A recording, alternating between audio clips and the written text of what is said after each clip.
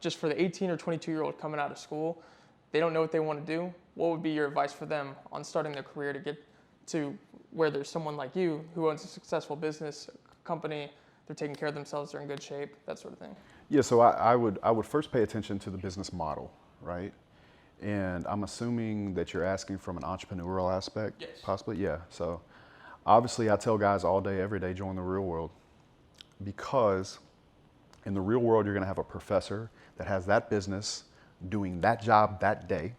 There's 18 wealth creation models. And what I like about most of them is that they're reoccurring. So one thing that I would change about my career, if I could do it over, is I probably would not do construction. I would have done real estate instead of construction and figured out a way because of the return on investment of energy. And that's what's so great about the real world, is that a guy can go in there, he can learn copyright, and he gets 10 people on retainer while it's still stacking. So this money is just coming in and coming in and coming in. Construction, build a building, make 50 grand, cool, but it's on to the next building. You're always hunting. And I'm not saying that a business should always be marketing, selling. But many times when you're in a position where the transaction is once and it's not reoccurring, then you find yourself in this game of hunting all the time and just trying to keep your head above the water.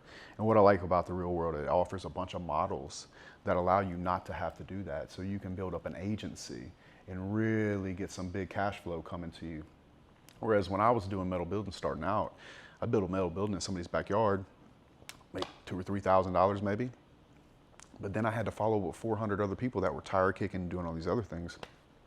What if I could have sold that same person a product and they were still paying me today?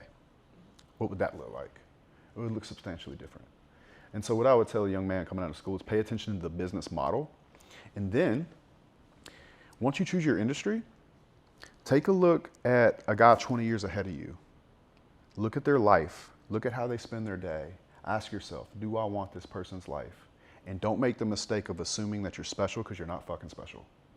Look at his life, say, no matter how hard I try, that's what my life's gonna be. Do I want this life?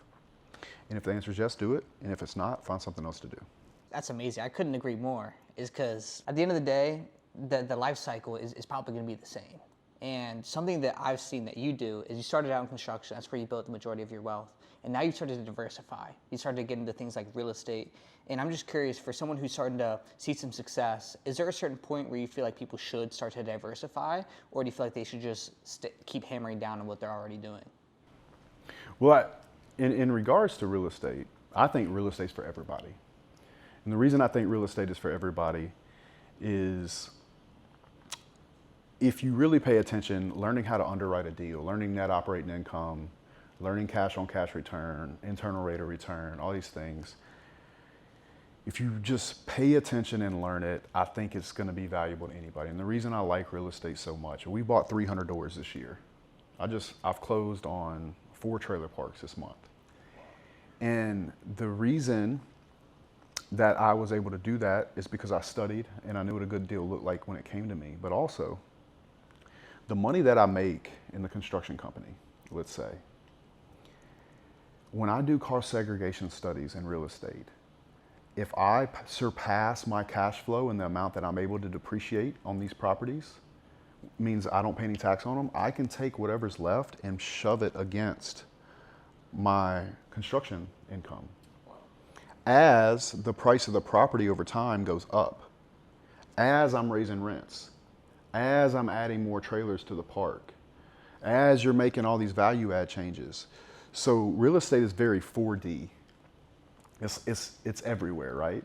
It's planting a seed that if you hold on to it long enough, will pay you forever, will make you truly wealthy. There's been more millionaires made off of real estate than anything.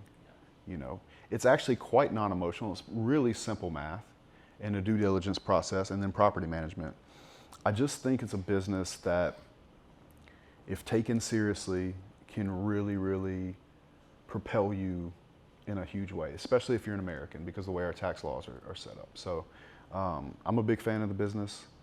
I'm really excited about the things that we're going to be doing soon. I think we're going to start developing big apartment complexes soon. But yeah, real estate, not just for the cash flow, but for the tax purposes, I think one of the best vehicles that you could possibly have, particularly as an American.